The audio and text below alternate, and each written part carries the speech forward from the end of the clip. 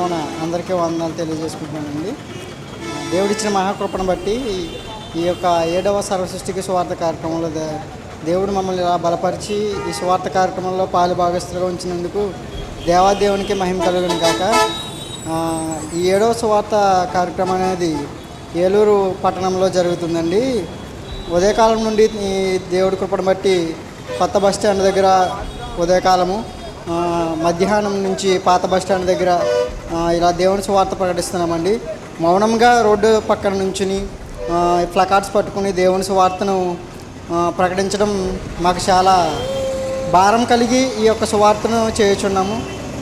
దేవుడిచ్చిన కృపను బట్టి మేము ఇంకా మాతో కుదిరిన సహోదరులు అందరూ ఇలా దేవుని సువార్తను ప్రకటించడం దేవుని కృప వల్ల ఇదంతా జరుగుతుందని భావిస్తున్నానండి. అలాగే రాబో దినాల్లో అందరూ సహోదరులంతా కూడుకుని, క్రైస్తవ సహోదరులంతా కూడుకుని